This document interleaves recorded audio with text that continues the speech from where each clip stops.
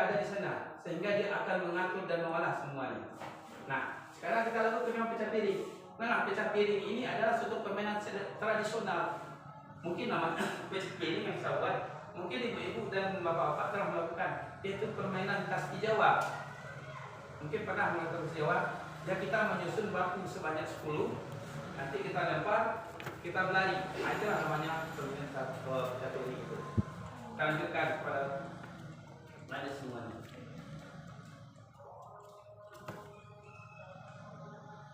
Nah, latar belakang dari permasalahan ini. Nah, latar belakang dalam bermasalah ini dalam memberikan pengalaman yang sesuai dengan sen tadi.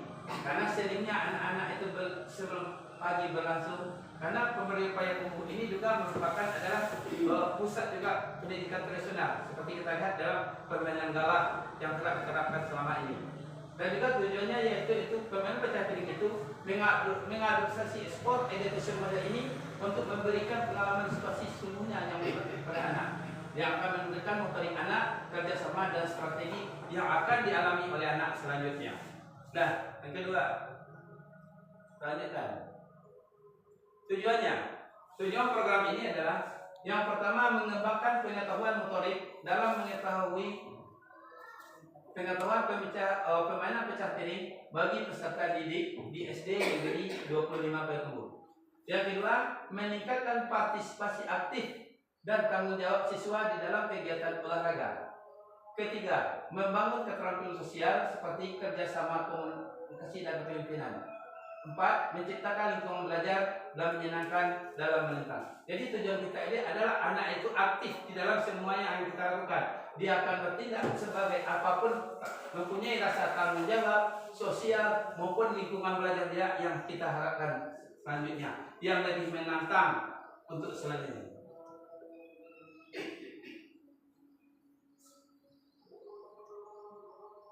Itu capai langkah dan hasil yang diharapkan. Pertama, bagi peserta didik berpartisipasi aktif dalam merancang dan melaksanakan permainan pecah piring. Kedua, memiliki pemahaman yang baik tentang aturan dan teknik permainan pecah piring. 3, merasa percaya diri dan mengekspresikan ide dan pendapat terkait permainan. 5, menuntut peningkatan keterampilan motorik dalam permainan pecah piring. Dan keenam, memotivasi dan pengembangan diri pada anak didik sendiri. Untuk guru itu menciptakan lingkungan belajar yang produktif untuk mengembangkan peserta didik. 2, memfasilitasi peserta didik untuk mengambil keputusan dan bertanggung jawab atas pilihan mereka. 3, memberikan umpan balik yang konstruktif untuk meningkatkan kinerja peserta didik. Nah, bagi sekolah yaitu menumbuhkan kepemimpinan bagi murid, itu yang kita harapkan bagi sekolah. 2, program inovatif untuk mengembangkan murid. 3, memperdayakan komunitas pembelajaran yang positif.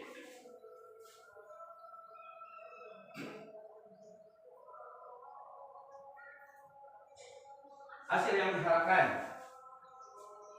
Nah, hasil yang diharapkan adalah yang pertama, meningkatkan keterlibatan peserta didik. Itu jelas agar anak-anak kita atau anak didik kita itu lebih matang dalam itu. 2, meningkatkan keterampilan sosialnya. Karena di dalam kegiatan itu, sosial dalam permainan itu akan lebih tingkat dibandingkan dengan ini. Dan ketiga, yaitu meningkatkan kemandiriannya. Dia akan lebih siap untuk mandiri apapun apa yang dilakukan. Yang keempat, terbentuknya lingkungan belajar yang positif.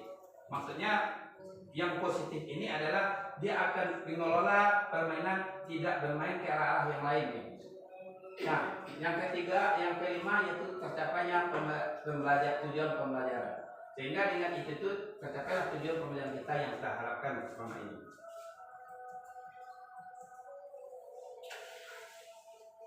Selanjutnya, struktur program dan mitra dalam komunitas belajar. Jadi, perencanaan pertama, pelibatan peserta didik dalam merancang permainan, menentukan aturan dan memilih peralatan yang direncanakan. 2, merancang susunan organisasi. 3, membuat jadwal pelaksanaan yang jelas dan keterlibatan seluruh peserta didik. Dua, pelaksanaan, melaksanakan pemanasan, aturan permainan secara detail dan kesempatan kepada peserta didik untuk bertanya. Memfasilitasi peserta didik dalam melakukan permainan dalam memberikan dukungan dan pembimbingan. Keempat, melakukan refleksi setiap sesi dan permainan untuk mengevaluasi peserta didik dari hasil yang dicapai. Jadi ini dilakukan oleh peserta didik semua. Jadi dia akan berperan di dalam melakukan suatu permainan, akan berperan di sana untuk melakukannya. Nah, yang ketiganya itu observasi. Observasi kita lakukan yaitu dengan menggunakan angket dan perkembangan peserta didik dan identifikasi kekuatan dan kelemahan program dan membuat laporan akhir yang berisi temuan penting dan rekomendasi untuk perbaikan. Nah, selanjutnya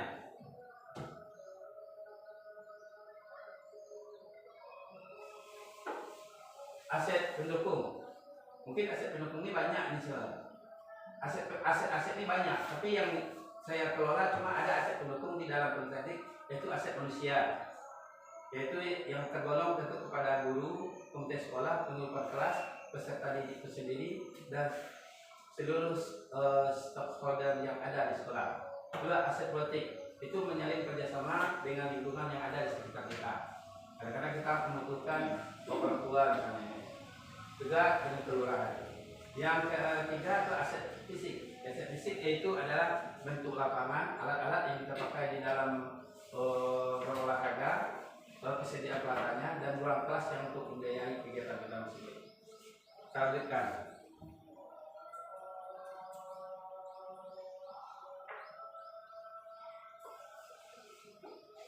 Penguatan kapasitas. Nah, penguatan kapasitas adalah yang pertama sekali melakukan pelatihan bagi guru PJOK. Dua, menjalinkan kerjasama dengan rekan PKG, PJOK, dan dinas terkait untuk mendukung kesuksesan kegiatan inovasi sekolah melalui permainan pecah piring dengan menggunakan metode STEM.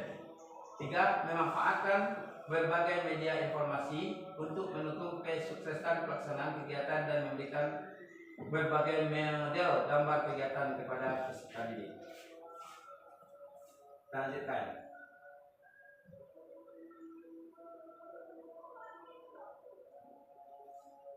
Rencana evaluasi. Nah, yang pertama tujuannya yaitu untuk mengukur keberhasilan program STEM dalam permainan pecah piring, mengidentifikasi kekuatan dan kelemahan program serta mendapatkan masukan untuk perbaikan. Untuk subjeknya yaitu peserta didik, guru PJOK, orang tua, dan staf sekolah semuanya. Kendala dan solusi. Nah, kendala ini adalah solusinya. Yaitu pertama kendala. Kendalanya untuk membuat ini adalah padatnya jadwal sekolah dalam menyesuaikan pelaksanaan kegiatan ini. Dua, pelaksanaan kegiatan yang masih memperhatikan kesetaraan gender. Tiga, menumbuh rasa percaya diri peserta didik di dalam kegiatan. Solusinya, waktu pelaksanaan kegiatan yang fleksibel. Dua, melakukan sosialisasi tentang tidak adanya isu kesetaraan gender dengan maksud untuk mencapai kepemimpinan murid dan mencapai kedudukan resmi. Tiga, kolaborasi bersama dengan orang tua dalam keterlibatan peserta didik terkait pelaksanaan kegiatan yang didukung dari orang tua untuk menumbuhkan motivasi peserta didik. Oke, terima kasih. Nah, itulah yang dapat itu yang dapat kita sampaikan. Yang hasil dari tindak lanjut yang kita lakukan, mungkin ada kekurangan tentu banyak ya dibandingkan yang lain. Tapi sebelum ditutup, saya merasa ada masukan dari bapak-bapak atau ibu-ibu tentang masalah ini.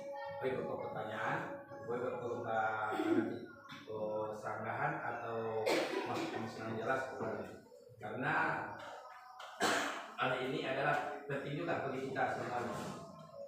Ya, mungkin disampaikan siapa yang siapa? Terima kasih Bapak. Dua hal ini yang pertama kita sengaja bersoal organisasi terus belajar membuat ini kan berupa pembelajaran itu. Kadang-kadang ini sebuah pembelajaran yang namanya permainan catering. Kalau kita asumsikan itu pernah menjaga itu harusnya mungkin anak-anaknya negeri Bisa. Jadi di sini itu ada merancang susunan organisasi karena sebuah permainan itu dirancang organisasi itu ya. Yang kedua melihat dari tadi itu pelibatan stakeholder, pelibatan instansi juga SK2 tuh karena untuk sebuah permainan metode set permainan jadi langkah baiknya dilakukan bagaimana sebetulnya